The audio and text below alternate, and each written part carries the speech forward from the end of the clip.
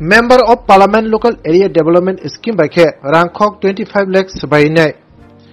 Umakanta Ministerium of Sonamzaka. Remni Kotoganang Dressing Room. Kokrishala or Dressing Room no. Chengirika, Kendra Potimontri, Potimabumi.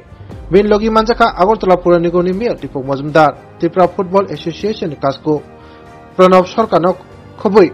Yaksu Kasko, Rupok Shaha, no Kobui, Tiafeni Kubuni, Adora. Football Thunkuring Rogno. Kaham Shepsham Renan Bagano or dressing room Sonamzaka. Or dressing room Chengzamani Pandano, Rugunyai, or Shalo, Tripura Blue, Tripura White, Bodoni Bishingo, Kaisa Football Tumbataibo, Narakzaka.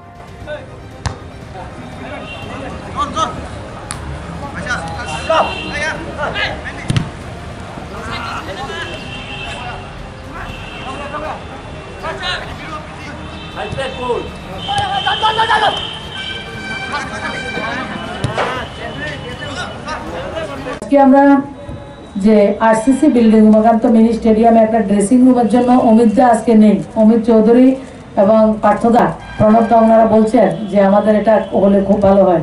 তখন আমি 28 লাখ টাকা আমার এমপিলেট fund থেকে আজকে থেকে প্রায় 2 বছর আগে 2-2.5 বছর আগে সেটাকে স্যাংশন করিয়েছি। তো করার ফলে যেটা ওই বিভিন্ন টেন্ডারের কারণে এটা 24,97,299 টাকা সেটা হয়েছে। একটা দ্বিতল ভবন তৈরি হয়েছে যার মধ্যে ওয়াশরুম সমস্ত কিছুর ব্যবস্থা রয়েছে। তো আমি এটার জন্য এনওসি পেতে আমাদের কিছু একটু সময় লেগেছে। তো আমি খুবই আনন্দিত, যেহেতু খেলাধুলা আমরা সবাই ভালোবাসি, ফুটবল হোক ক্রিকেট হোক আমরা ভলিবল কাবাডি সব কিছুই আমরা মোটামুটি খেলাধুলাকে ভালোবাসি এবং খেলাধুলা একটা মাধ্যম আমাদের স্বাস্থ্যকে ভালো রাখা এবং আমাদের মন ভালো রাখা, সমাজকে ভালো রাখা এবং আমাদের যে সংকল্প ত্রিপুরা রাজ্যকে নেশামুক্ত করা এবং ত্রিপুরাকে একটা ভালো জায়গায় পৌঁছে দিতে গেলে আমাদের যুব সমাজকে খেলাধুলার মধ্যে সবচেয়ে বেশি ইনভলভ করে রাখতে হবে। তো সেই জন্য আজকে একটা এই মাঠটা একটা সম্পূর্ণতা পেল যে আমাদের ভাই বোনরা ছোট ছেলেমেয়েরা যখন খেলাধুলা করতে আসে তাদের একটা ড্রেসিং রুমের খুব দরকার, সেটা সম্পূর্ণতা আজকের আমার স্টেডিয়ামে পেয়েছে। তো সবাইকে আমি ধন্যবাদ জানাই, কৃতজ্ঞতাও জ্ঞাপন করি। আপনারা আমাকে বলেছেন থেকে সরোজদাও রয়েছেন, সরোজদারও অনেক সময় ধাক্কা দেন যে কীভাবে করা যায়। তা আমি গত কিছুদিন আগে বিবেকানন্দ ব্যায়ামাগারে গেছি, যাওয়ার পরে যে দৈন্যদশা দেখেছি, যদি আরো 6 মাস আগে যেতাম হয়তো আরো বেশি টাকা দিতে পারতাম। সেটার মতো আমি 15,000 টাকা দিয়েছি। বিভিন্ন ক্লাবরা আসে লাইব্রেরি করার জন্য, কয়েকটা ক্লাবকে 10,000 টাকা করে দিয়েছি এবং এখন পর্যন্ত প্রায় 30টার মতো জিমের পয়সা আমি দিয়েছি, অনেকগুলি হয়ে গেছে, আবার কিছু হচ্ছে এবং রাস্তাঘাট থেকে শুরু করে পরিকাঠামো ডেভেলপমেন্ট করার জন্য করছি এবং বিভিন্ন জায়গায় যখনই খেলাধুলা আমার গাড়ির মধ্যে যখনই যাবেন তখনও ফুটবল আর ভলিবল আর ভলিবলের নেট আমি সবসময় রাখি। যখনই যাই যাদের যেটা পছন্দ হয় সেটা আমি তাদেরকে দেওয়ার চেষ্টা করি। তো চেষ্টা করবো আপনাদের সঙ্গে থেকে আমার রাজ্যের যারা যুবকরা যুবতী ভাই বোনরা রয়েছে তাদেরকে নিয়ে আমাদের যে স্বপ্ন বিকশিত ভারত সংকল্প 2047 সালে ভারতবর্ষকে সব দিক থেকে খুব উন্নত করা।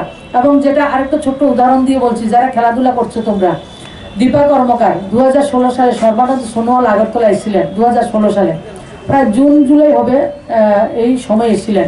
আমরা দীপা কর্মকারকে জোর করে তুলে নিয়ে এয়ারপোর্টে নিয়ে গেছি। যে সর্বানন্দ সোনোয়াল স্পোর্টস মিনিস্টার ছিলেন, ইন্ডিপেন্ডেন্ট চার্জ ওনার কাছে ছিল, উনি মুখ্যমন্ত্রী হওয়ার আগে। তো তখন 2016 না 2015-তে, তো জুলাই আগস্টের দিকে, তখন সর্বানন্দ সোনোয়ালজি দীপা কর্মকারকে জিজ্ঞেস করছিল তোমাকে এক্সারসাইজ করতে, তোমার যে প্র্যাকটিস করতে তোমার টোটালি প্যাকেজটা বলো, কত টাকা লাগবে তোমার প্যাকেজটা সম্পূর্ণ করতে। তখন বললো যে আমার 80 লাখ টাকা প্যাকেজ লাগবে। অন দ্য স্পট ওকে 80 লাখ টাকা স্যাংশন করে দিয়েছে। তো এই যে ব্যবস্থা শুধু দীপা কর্মকার না, মাননীয় প্রধানমন্ত্রীজি এই যে আপনারা দেখছেন নীরজ চোপড়া যে বাইরে গিয়ে খেলাধুলা করছে, যারা কোভিডের সময় আমাদের কান্ট্রি থেকে বাইরে ট্রেনিং করানোর জন্য স্পেশাল ফ্লাইটে আমাদের প্লেয়ারদেরকে পাঠিয়ে দেওয়া হয়েছে, কোভিডে যাতে তাদের কোনো ডিস্টার্ব না হয়, অলিম্পিকে যাতে তাদের কোনো সমস্যা না হয়। প্রত্যেকটা প্লেয়ারকে তাদেরকে জিজ্ঞেস করা হয় তোমার এই যে টার্গেট ফুলফিল করতে তোমার 1 কোটি টাকা লাগবে, 50 লাখ টাকা লাগবে, কত লাগবে তুমি বলো। যতটা বলছে আমার সরকার, আমার প্রধানমন্ত্রী সেটা স্যাংশন করে দিচ্ছেন এবং পাশাপাশি তাদের হাত খরচ তাকে মাসে 50,000 টাকা করে দেওয়া হচ্ছে। এই জন্য আজকে মানে পোডিয়াম থেকে মানে ময়দান থেকে, গ্রাউন্ড থেকে প্ল্যাটফর্ম পর্যন্ত, পোডিয়াম পর্যন্ত একটা সুন্দর সিস্টেম আমাদের তৈরি হয়েছে। খেলো ইন্ডিয়া থেকে শুরু করে, ফিট ইন্ডিয়া থেকে শুরু করে সব জায়গায় খেলাধুলাকে একটা ভালো জায়গায় পৌঁছে দেওয়া এবং সেটাকে একটা মার্কেটিং, ব্র্যান্ডিং করার যে সরকারের মানসিকতা। এবং মাননীয় প্রধানমন্ত্রীজি আমাদের যারা দিব্যাঙ্গ ভাই বোনরা রয়েছে এবং যারা সম্পূর্ণতার সঙ্গে সম্পূর্ণরা স্বাভাবিক রয়েছেন, তাদেরকে অলিম্পিক হোক, আমাদের কমনওয়েলথ হোক, প্রত্যেকটা খেলার মধ্যে আমাদের সরকার মনোনিবেশ করেছেন এবং আমাদের যুব সমাজকে যাতে মানসিকভাবে, শারীরিকভাবে এবং বাণিজ্যিকভাবে তাদেরকে বিশ্বের দরবারে তুলে ধরা যায়, দেশকে প্রতিনিধিত্ব ওনারা করতে পারেন, ওনারা আত্মনির্ভর হন এবং ওনাদের খেলাধুলা দেখে আমাদের আগামী প্রজন্ম যাতে খেলাধুলাতে সবচেয়ে বেশি পেনিট্রেট। ফুটবলের সঙ্গে বিশেষ করে আমরা যারা এই দেশের বাঙালিরা রয়েছি, আমাদের মানে ডিএনএ এর মধ্যে ফুটবলটা সবচেয়ে বেশি, এটা আমার মনে হয়। আমরা পাহাড়ের রাজ্য ত্রিপুরা, আমরা সবাই মিলে ফুটবলকে উপভোগ করি এবং আমরা সবাই ফুটবল নিয়ে চিন্তা ভাবনা করি।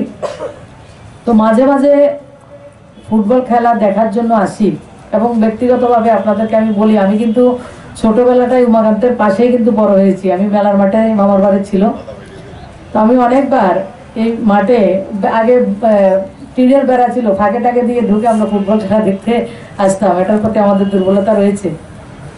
তো আজকে আমাদের একটা প্লেয়ারদের ড্রেসিং রুমের শুভ উদ্ঘাটন, আমাদের সঙ্গে রয়েছেন ফুটবল অ্যাসোসিয়েশনের সম্মানীয় সভাপতি, আমাদের সংবাদ জগতের রাজ্যের একজন স্বনামধন্য ব্যক্তিত্ব এবং রাজ্যের বাইরেও রাজ্যকে গর্বিত করেছেন প্রণব সরকার মহোদয় রয়েছেন। আমাদের সহসভাপতি যিনি তিনিও আমাদের রাজ্যকে বিভিন্ন জায়গায় রিপ্রেজেন্ট করেছেন, রূপক সাহা মহোদয়, যিনি আমরা জানি যে আমাদের রাজ্যের একটা আইডেন্টিটি, যে শ্যামসুন্দর জুয়েলারি শুধু আমাদের রাজ্যে নয়, বোম্বে, কলকাতা সব জায়গায় ওনারা আমাদের রাজ্যকে